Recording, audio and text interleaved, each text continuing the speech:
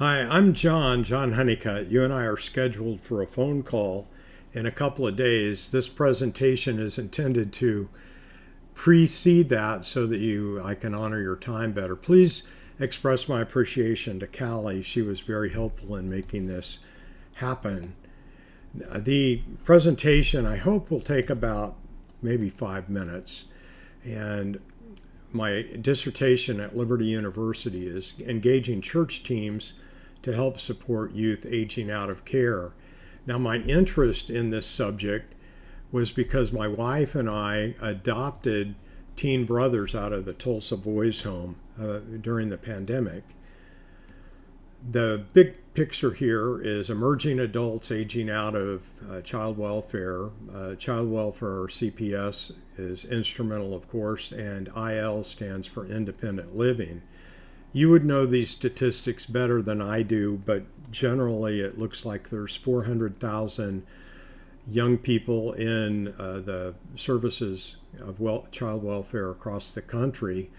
30,000 of those youth age out each year, and many of them go directly into independent living, and others go through a transitional service of some type. And really sadly, it appears that almost 4,000 of those 30,000 become instantly homeless. What I'm investigating is the possibility of church teams being one of those transition services. There's 300,000 churches and 30,000 emerging adults. The math seems quite easy to me.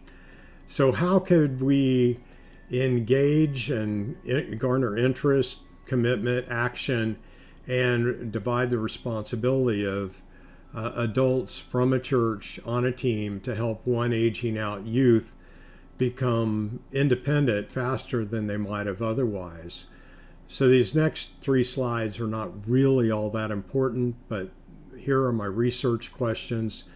I went through a lot of theory to come up with the questions I will ask in facilitated questions with the groups I will be asking questions to.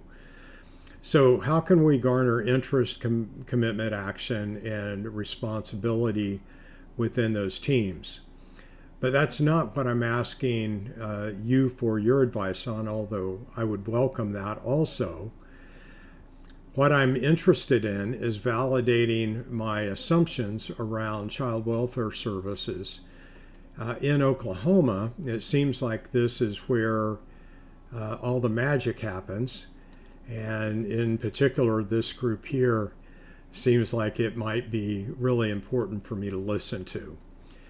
Likely there are some subunits and some business units that might be impacted by or interested in this subject. I don't know what those are. This is a straw man selection. And this next image is somewhat of a process diagram of my best interpretation of what I can glean from reading online and other sources. So there's one part of this where there's CPS workers that are engaged with initially the parent or parent figure, then the caregiver, such as a foster home or a congregate system, and then also some legal processes. So I won't go over this in detail. The point here is that I've made a straw man process diagram that perhaps you could connect me with someone to validate it. On the organization of a team, it might look something like one of these about how to discuss and make decisions.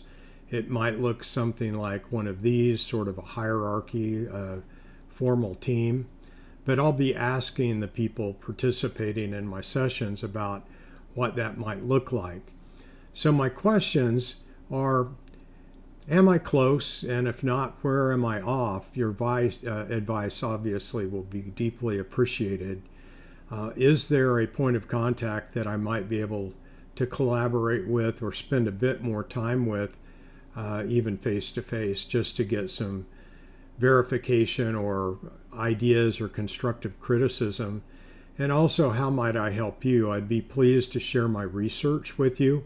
I'd be pleased to just check in periodically or give status. And when done, provide a copy of the final report, the final dissertation. But mostly, I want to appreciate and thank you for the time you're giving me. I hope this made it a little more efficient so that you and I can talk without all of the background. Otherwise, it would have been kind of necessary. Please have a wonderful, nice day, and please tell Callie thank you.